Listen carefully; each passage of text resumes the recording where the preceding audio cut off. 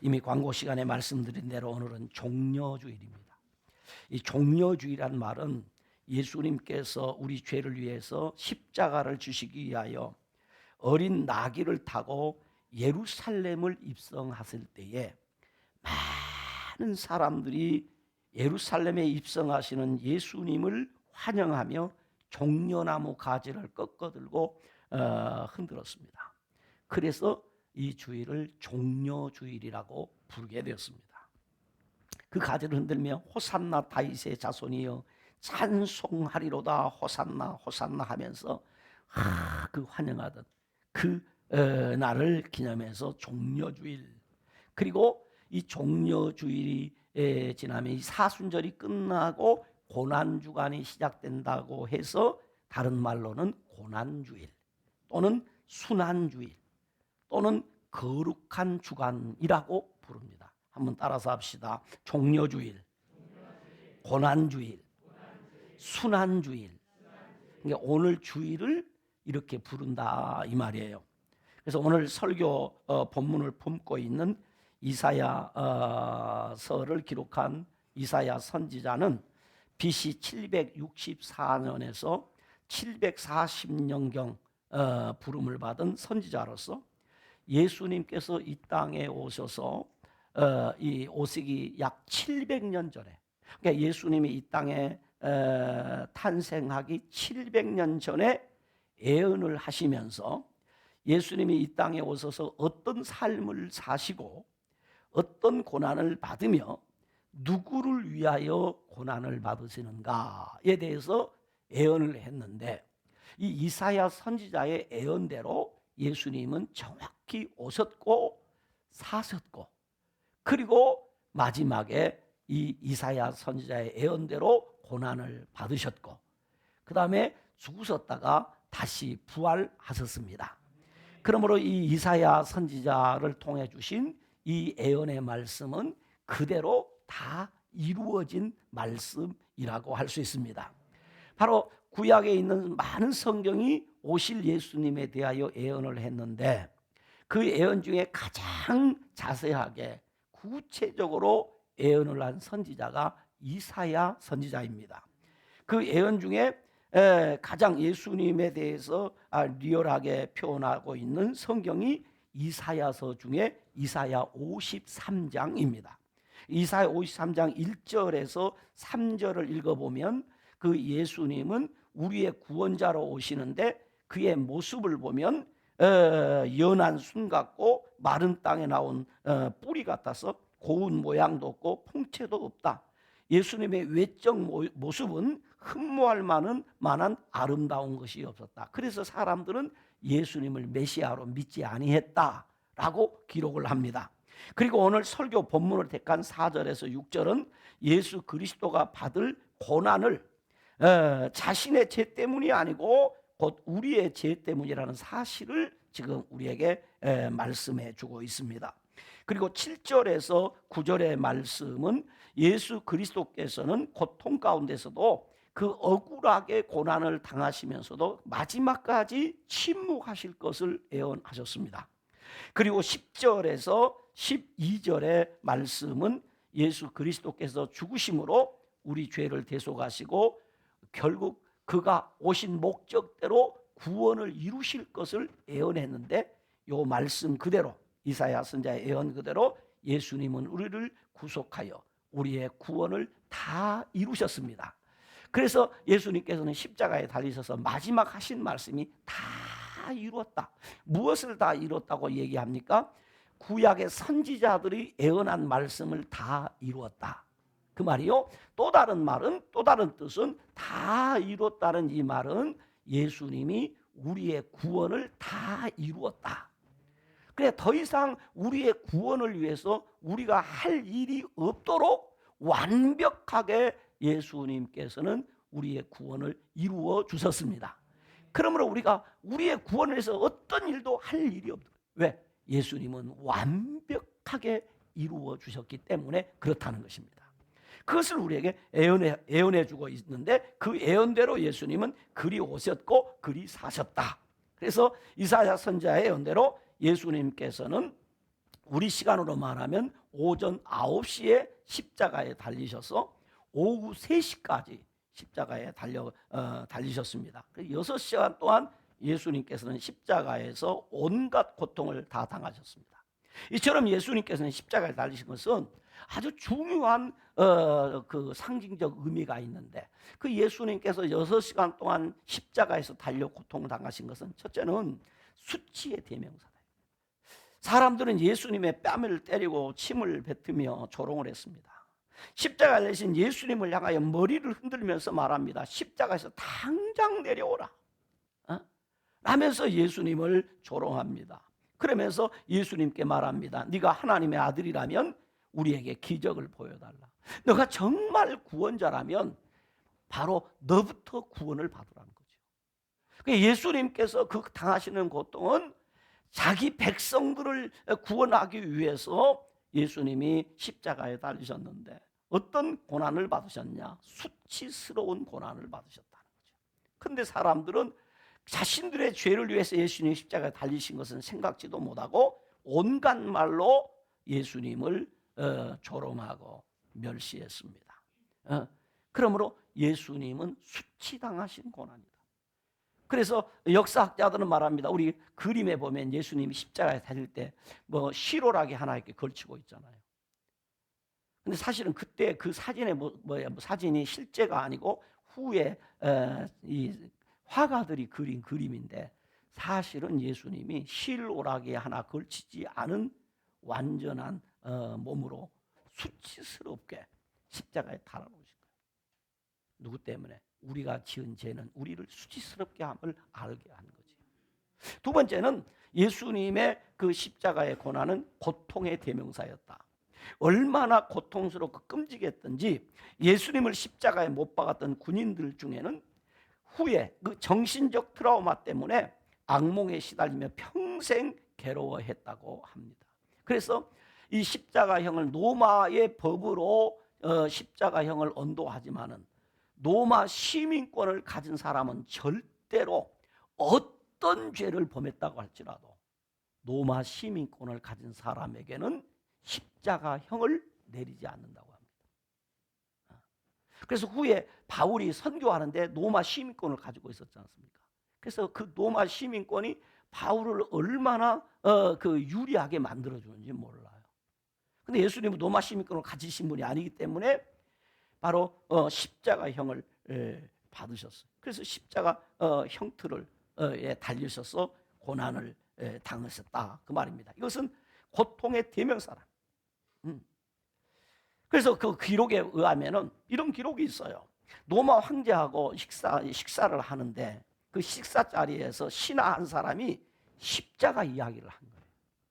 그러니까 식사 자리에서 로마 황제하고 같이 식사하면서 신하가 십자가 이야기를 하니까 왕이 밥을 먹다 숟가락을 탁 놓고 젓가락을 놓으면서 당장 이 저놈을 내버려 죽여라 이거지. 어디 식사 자리에서 불경스럽게 십자가를 이야기하느냐. 그러니까 십자가형 그 자체 이야기하는 것도 사람들은 수치스럽게 생각하고 고통스럽게 생각했다고 합니다. 그러니까 그들이 그만큼 고통스러운 십자가형을 예수님이 받으셨단 말이죠. 그런데 그 예수님이 그 십자가를 지고 6시간 동안 십자가에 달려서 고통을 당해요. 그러므로 예수님의 고난은 수치의 고난이에요. 최절정의 고통의 그 십자가형을 받으셨다 말입니다. 그렇다면 도대체 예수님은 누구를 위하여 그 수치스러운 고난을 당하셨고 누구를 위하여 그 고통스러운 고난에 동참했는가 하는 것입니다. 이 물음에 대하여 이사야 선지자는 오늘 본문에 이렇게 기록합니다. 우리 한번 다시 본문으로 돌아가기를 원합니다. 여러분 본문 4절로 6절 말씀을 한번 같이 한 목소리로 읽어보도록 하겠습니다. 우리 온라인으로 예배하신 분들도 한번 같이 읽었으면 좋겠습니다. 자, 본문을 같이 읽습니다. 시작. 그는 실로 우리의 질고를 지고 우리의 슬픔을 당하였거늘 우리는 생각하기를 그는 징벌을 받아 하나님께 맞으며 고난을 당한다 하였노라. 그가 찔림은 우리의 허물 때문이요 그가 상함은 우리의 죄악 때문이라. 그가 징계를 받음으로 우리는 평화를 누리고 그가 채찍에 맞음으로 우리는 나음을 받았노라. 우리는 다 양 같아서 그릇 행하여 각기 제 길로 갔거늘 여호와께서는 우리 모두의 죄악을 그에게 담당시키셨도다 라고 했습니다.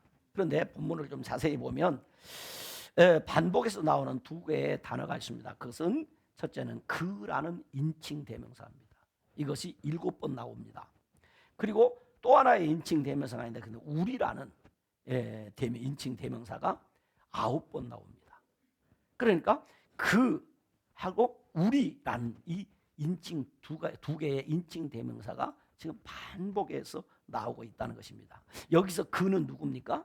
고난 받으시는 예수님, 곧 십자가에 못 박히실 예수님을 가르쳐서 그라고 표현했고, 우리는 누굽니까? 당시 마지막 때 구원받을 이스라엘 백성들, 남은 자들이죠. 하나님께서 너는 내 것이라고 소유권을 주장해 주신 자기 백성들, 제사장 나라 거룩한 백성들을 향하여 우리라는 말을 썼습니다. 그렇다면 오늘 이 시대의 이 말씀을 우리가 받는다면 오늘 본문을 읽을 때 그라는 단어에 그 인칭 대명사에 예수님을 넣고 우리라는 말에 나 혹은 여러분의 이름을 거기 넣으면 되겠죠. 나라는 단어를 거기 넣어서 본문을 읽어보면 이 본문의 내용이 더 선명하게 우리에게 다가올 수 있다는 것이죠. 한번 우리 다시 본문을 그라는 단어의 예수님, 그 다음에 우리라는 단어의 나라는 단어를 넣어서 본문을 한번 읽어보도록 합니다. 같이 읽습니다. 시작. 예수님은 실로 나의 질고를 지고 나의 슬픔을 당하였거늘 나는 생각하기를 예수님은 징벌을 받아 하나님께 맞으며 고난을 당한다 하였노라. 예수님께서 찔림은 나의 허물 때문이요 예수님께서 상함은 나의 죄악 때문이라. 예수님께서 징계를 받음으로 나는 평화를 누리고 예수님께서 채찍에 맞음으로 나는 나음을 받았도다. 나는 다 양 같아서 그릇 행하여 각기 제 길로 갔거늘 여호와께서는 나의 모든 죄악을 예수님에게 담당시키셨도다. 어떠세요? 이렇게 인칭 대명사를 새롭게 번역해서 읽어보면 분명하게 나오는 결론입니다. 그것은 뭐냐면 나 때문에 예수님께서, 나 때문에 예수님께서, 그리고 예수님 때문에 나는, 이 두 문장이 나옵니다. 따라서 합시다. 나 때문에 예수님께서, 예수님 때문에 나는. 이 두 문장을 놓고 본문을 해석하면 본문이 아주 클리어하게 해석이 된단 말입니다. 나 때문에 예수님께서는 어찌했는가? 그리고 예수님 때문에 나는 어떻게 되었는가? 그래서 오늘 설교 제목이 나 때문에 예수님께서, 예수님 때문에 나는. 여러분 본문을 한번 다시 또 본문으로 돌아갑시다. 먼저 나 때문에 예수님께서는 어찌했는가? 자, 첫 번째, 나 때문에 예수님께서 질고를 지고 슬픔을 당하셨다. 이 말, 예수님은 나 때문에 질고를 지시고 나 때문에 슬픔을 당했다 해서 여기 질고라는 말은 질병으로 인한 고통을 말합니다. 곧 육체적인 고통, 영적인 고통, 심리적인 질병으로 인해서 당하는 고통을 여기 질고라고 표현했어요. 그리고 슬픔이란 말은 인생의 고난으로 인한 우리가 겪는 슬픔과 비애를 말합니다. 우리가 이 세상에서 당할 질고와 슬픔을 어떻게 내가 그걸 당해야 되는데 예수님이 대신 그것을 다 담당해 주셨다는 것이요. 그래서 우리가 예수님 이름으로 기도하면 병도 고침받아요. 여러분, 예수의 이름으로 우리가 기도하면 병 낫는 것을 믿으십니까? 그렇다면 여러분이 어떤 질병 가운데 있다고 할지라도 그 주님 앞에 기도할 명분이 서는 거죠. 왜? 그분이 질고와 슬픔을 담당하셨기 때문입니다. 그래서 예수님께서 이 땅에 오셔서 하신 사역 가운데 무슨 사역을 했냐면 치유 사역을 하셨어요. 온갖 병든 자들을 예수님이 다 고쳐주셨어요. 예수님을 만난 자들의 병을 다 고쳐주시고 마지막에 예수님 무슨 말씀하시냐면 너희가 내 이름으로 기도하면 이런 일들이 일어날 것이다. 너희가 내 이름으로 기도하면 내가 이 땅에 와서 모든 각색 병든 자들을 다 고쳐주셨듯이 나음을 얻게 할 것이다. 하도록 그리해 주셨다는 거예요. 여러분 고통스럽습니까? 삶이 힘듭니까? 어렵습니까? 걱정하지 마세요. 예수님이 그것을 다 담당해 주셨기 때문에 그 예수님의 이름으로 하나님 앞에 구하면 우리 하나님께서 그 모든 질고와 슬픔을 해결해 주시겠다는 거예요. 그래서 우리 찬송할 때 그런 찬송하잖아요. 슬픈 마음이 있는 사람 주 예수 앞에 나와 아뢰라 이거죠. 슬픈 마음이 있는 사람 주 예수 앞에 나와서 아뢰이면 그 슬픔의 문제를 해결해 주겠다. 왜냐하면 우리가 이 땅을 살아가는 날 동안에는 여러분 계속해서 육신을 입고 있는 동안에는 이 질고와 슬픔이 계속됩니다. 우리의 힘으로 해결 못합니다. 그러나 우리 예수님이 그걸 대신 담당해 주셨기 때문에 우리가 주님의 이름을 의지해서 주님의 은혜 보좌 앞에 나오면 주님이 해결해 주신다는 거예요. 그 얘기예요. 두 번째는 나 때문에 예수님께서 찔리고 상하셨다. 여기 보니까 예수님께서 찔림은 나의 허물 때문이요 예수님께서 상함은 나의 죄악 때문이다 그랬어요. 여기 허물과 죄악은 하나님을 떠나서 자기중심적인 삶을 통해서 하나님 앞에 불순종함으로 당하는 그런 고통입니다. 불신앙으로 인해서 오는 모든 우리 인간의 허물과 죄악을 해결할 수 있는 유일한 방법은 주님 앞에 나와야만 합니다. 사실은 우리가 겪는 여러 가지 어려운 문제들은 알고 보면 다 죄로 인해서 오는 거예요. 죄악 때문에. 나는 그런 어려움 당할 만한 큰 죄가 없습니다 라고 여러분 혹시 말하는지 몰라도 사실 욥의 친구들이 생각했던 것이 틀린 얘기가 아니에요. 욥이 아무런 죄가 없다 그렇게 얘기해요. 맞아요. 드러난 죄는 없었어요. 그럼에도 불구하고 하나님은 욥에게 찾아와서 너가 정말 그렇게 깨끗하냐? 너가 정말 그렇게 깨끗해? 욥은 정말 신앙생활 잘한 사람이었어요. 허물이 없는 사람이었어요. 그러나 하나님 앞에는 온전한 사람이 있다 없다? 없다. 그래서 욥이 회복되는데 어떻게 회복되냐? 회개함으로 회복됩니다. 그래서 우리가 하나님 앞에 돌이켜서 하나님의 은혜를 구하고 하나님 앞에 엎드려 회개하면 하나님이 낫게 하시고 하나님이 치유하시는 거예요. 여러분 저와 여러분의 인생 사람을 당하는 수많은 어려운 일들을 내 힘으로 내 능력으로 해결할 수 없다는 것을 우리는 알잖아요. 여러분 무엇이 여러분을 고통스럽게 만듭니까? 무엇이 여러분 마음을 슬프게 만드십니까? 우리 주님이 그걸 담당하셨다고 그랬어요. 내가 담당했다.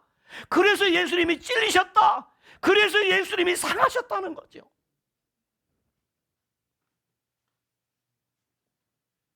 왜 그랬습니까? 나의 모든 죄악을 담당하셨어요. 나의 모든 허물을 그분이 담당하셨어요.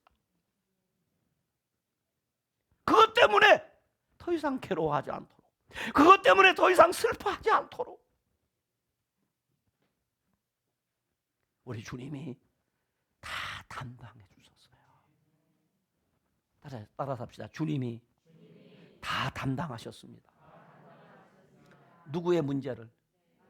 정말 여러분의 문제를 담당하셨음을 믿습니까? 그래서 예수님 때문에 나는 어떻게 되었습니까? 평화를 누리게 되었습니다. 나음을 입었습니다. 본문 5절은 말합니다. 예수님께서 징계를 받음으로 나는 평화를 누리고 예수님께서 채찍에 맞음으로 나는 나음을 받았도다. 정말 이렇게 믿으십니까?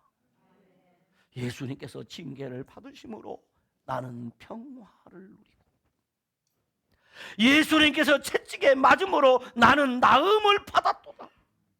여러분 그래요? 평안하셨습니까? 라고 물어요. 그 평안을 어디서 오는 건데요? 주님을 통해 주님께서 징계를 받음으로 우리가 평화를 누리게 됐어요. 주님으로 말미암아서 얻게 되는 것이죠. 우리가 어떻게 해서 나음을 받는데요? 주님께서 채찍을 맞음으로 우리가 나음을 얻는 거예요. 주님이 우리에게 평안을 주면, 이 평안이라는 말은 그냥 전쟁이 없고 화목한 상태만을 얘기하는 게 아니에요. 여기서 말하는 이 평안은 그런 평안이 아닙니다. 완전한 평화입니다. 완전한 평화. 주님이 주시는 평화는 완전한 평화입니다. 완전한 샬롬이에요. 주님이 징계를 받음으로 나는 평화를 누리게 되었다. 그런데 여러분, 정말 평안한가 이 말이에요. 평안한가? 평안한가 이 말이에요. 왜 평화를 주님이 우리에게 이루어주시면 평안하지 못하? 그 평화를 뭐하라고 말씀하십니까? 구하라. 구하라. 내 생명인데도 불구하고 내가 어찌할 수 없고, 내 건강인데 내가 어찌할 수 없어. 이미 주님은 내게 평화를 보장하셨고 나음을 보장하셨는데 내는 왜 평화를 누리지 못하고 왜 건강을 누리지 못하는 거예요? 주님은 말합니다. 내가 줄게. 내가 다 준비됐어. 줄게. 구하면 줄게. 구하면 줄게. 다 준비해놨습니다. 몰라. 하나님께서 그 아들 예수를 보내셔서 나를 대신하여 징계를 받고 채찍에 맞게 하심으로 내게 평화를 누리게 하시고 나로 하여금 나음을 얻게 해주셨어. 믿으세요? 정말 믿으세요? 그럼 어떻게 해야 되나요? 정말 믿는다면 어떻게 해야 되는가? 이 예수님의 고난의 은혜를 정말 믿고 깨달았다면 이제 우리는 그 하나님의 은혜의 보좌 앞으로 나와야 하는 거예요. 그 은혜를 붙잡고 하나님의 은혜의 보좌 앞에 나오는 것이 이 예수님의 고난의 의미를 깨달은 사람이 살아가는 삶의 방법인 것입니다. 내가 혹시 연약해서 또 넘어지고 자빠질 수 있어요. 낙심할 수 있어요. 좌절할 수 있어요. 왜? 우리는 여전히 죄의 영향력 아래 우리가 지금 살고 있지 않습니까? 하나님의 말씀을 듣고 목사님 설교 듣고 하면 나도 정말 그렇게 믿음으로 살아야 되겠다 이래 하는데도 예배를 마치고 집에 돌아가다가 예배를 마치고 한 주간 살면서 우리는 수없이 넘어지고 자빠집니다. 그래서 우리 주님은 넘어지는 자리에서 일어서도록 하기 위해서 우리에게 성령님을 보내주셨어요. 성령님이 다시 이렇게 세워주셨잖아요. 그래서 그 성령님은 우리에게 어떻게 하려고? 은혜의 보좌 앞에 또 나오게 해주신 겁니다. 맞아요. 주님 나 또 넘어졌어요.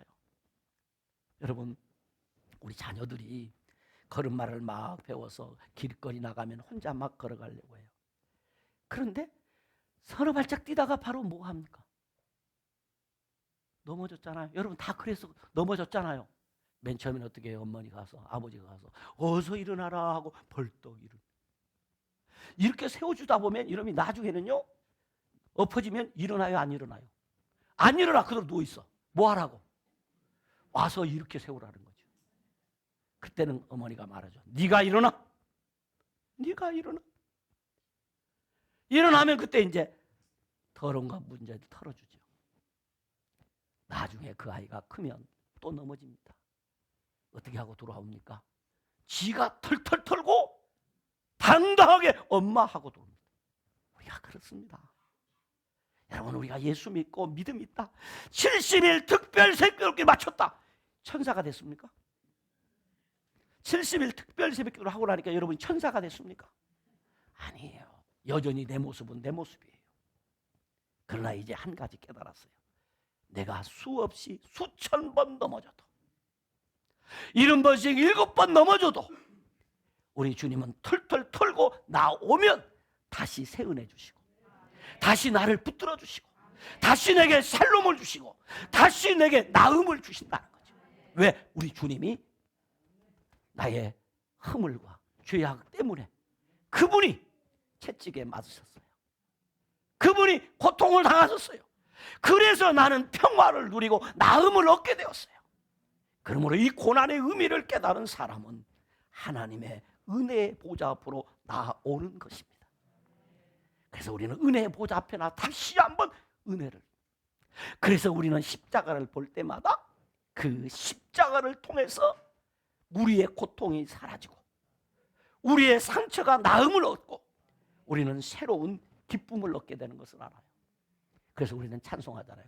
십자가 십자가 내가 처음 볼 때에 나의 마음의 큰 고통 사라져 오늘 믿고서 내 눈 밝았네 참 내 기쁨 영원하도다. 할렐루야. 바로 그것이에요. 여러분이 예수님 때문에 평화를 누리고 예수님 때문에 나음을 얻게 된 것을 믿으시기를 주님의 이름으로 축원합니다. 기도하시겠습니다. 하나님 아버지, 참 감사합니다. 나 때문에 예수님이 고난을 당하셨고 예수님 때문에 나는 평화를 누리고 나음을 얻게 하시는 이 놀라운 은혜를 알게 하시고 믿게 하시고 살게 하시니 감사합니다. 하나님, 이 고난 주간에 우리 주님이 왜 고난을 당하셨는지를 생각할 수 있게 해주셔서 감사합니다. 예수님이 고난 받으심으로 내게 얻어지는 이 놀라운 은혜를 알게 해주셔서 감사합니다. 이제는 어떤 지경에 있다고 할지라도 주님의 고난을 생각하며 하나님의 은혜의 보좌 앞으로 담대히 나와 그 은혜를 힘입어 살아가는 복된 성도들 되게 하옵소서. 예수님 이름으로 기도드리옵나이다. 아멘.